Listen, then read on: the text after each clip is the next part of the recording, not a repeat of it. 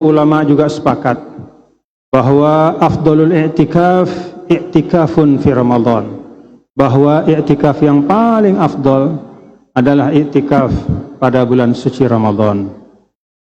Dan al-i'tikaf pada Ramadan itu yang paling sempurna adalah melaksanakannya selama 10 malam terakhir, sebagaimana panduan dari Nabi kita yang mulia, Nabi besar Muhammad sallallahu alaihi wasallam.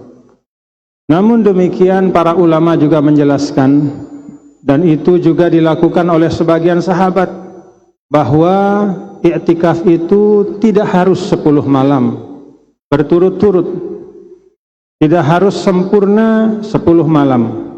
Beberapa malam itu juga sudah termasuk i'tikaf, bahkan hanya 1 malam juga termasuk i'tikaf, bahkan hanya beberapa jam ya di salah satu malam pada bulan suci Ramadan itu juga termasuk i'tikaf.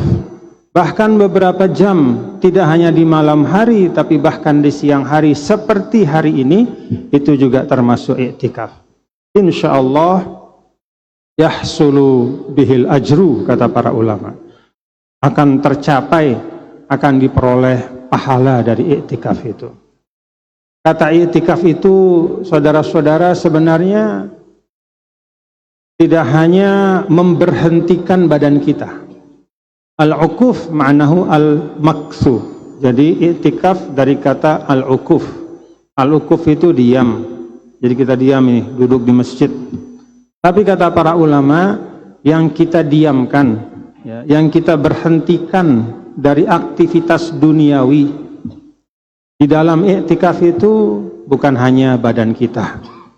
Harus juga mengikuti badan itu hati kita. Jadi hati kita juga fokus ya. Kita jeda sementara. Dan kita 24 jam nih mikirin dunia ya. Macam-macam kita pikirkan. Ya entah pekerjaan, ya entah keluarga, ya entah macam-macam lah. Maka i'tikaf itu adalah cara Allah Subhanahu wa taala untuk mengistirahatkan kita sebentar ya, dari kesibukan dan kerepotan dunia. Dan di dalam setiap pemberhentian agama itu pasti menghasilkan energi yang lebih baik. Jadi kalau setelah kita i'tikaf ya, benar-benar kita i'tikaf, bukan kita ada di masjid tetapi diisi dengan ngobrol sama teman, dan bahan yang diobrolin itu urusan dunia juga ya, entah urusan politik, urusan macam-macam lah, Donald Trump segala macam.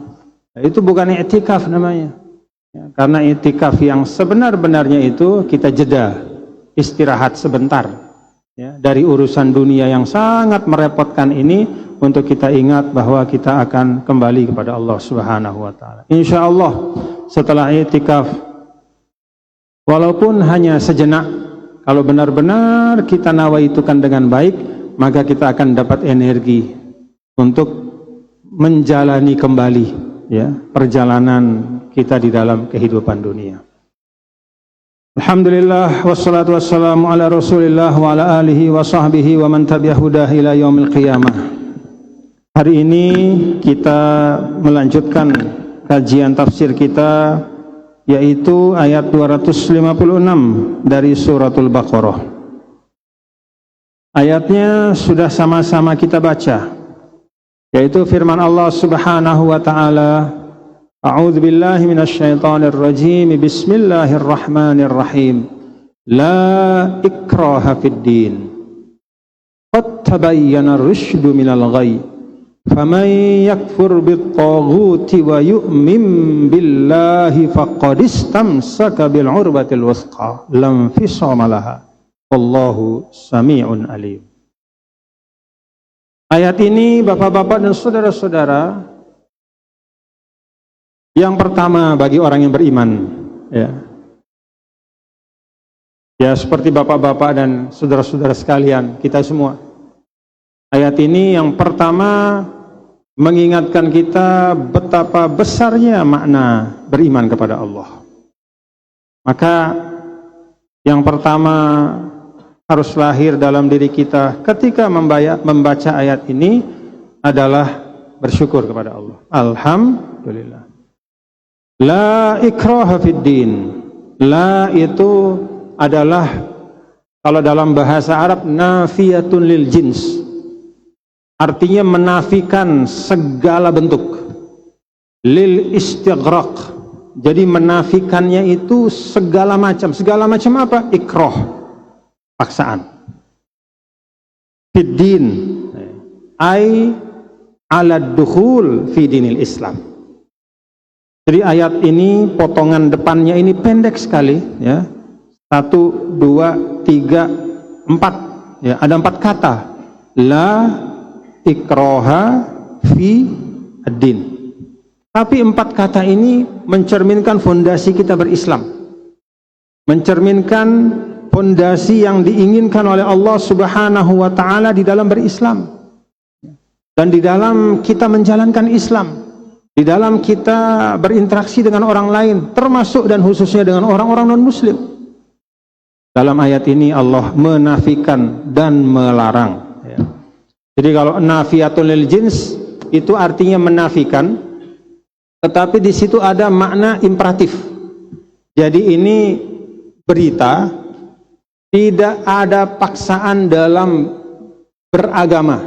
Artinya tidak boleh ada seorang pun memaksa dengan cara apapun, baik itu halus maupun kasar, langsung maupun tidak langsung, baik ucapan, perbuatan, atau dengan iming-iming uang, atau apa saja, ya, yang berupa satu bentuk paksaan, ya,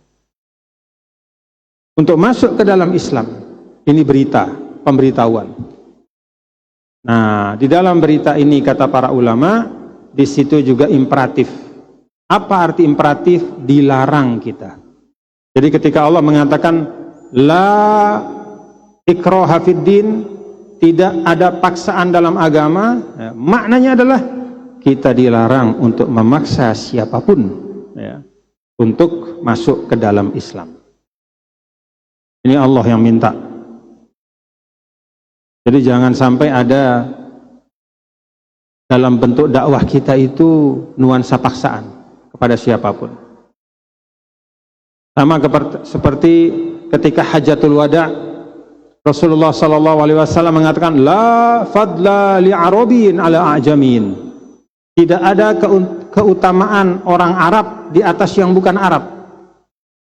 Maka di dalam ungkapan itu ada larangan. Jangan sekali-kali memperlakukan orang yang beda rasnya, suku bangsanya, ya, dengan perlakuan yang diskriminatif.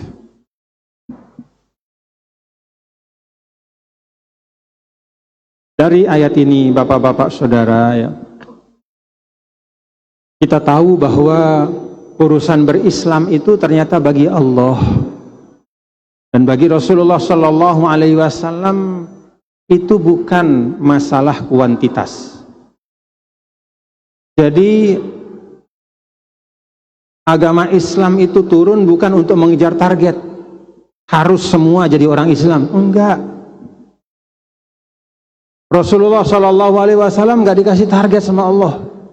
Muhammad, kamu harus Islamkan ya semua orang Arab. Nggak ada. Kalau nggak awas, misalnya begitu, nggak ada. Bahkan Allah Ta'ala berulang-ulang menyampaikan kepada nabinya, in alaika illal bala. Wahai Muhammad, tugasmu sampaikan. Ma alaika illal balagh wa ma 'alar rasuli illal balaghul mubin.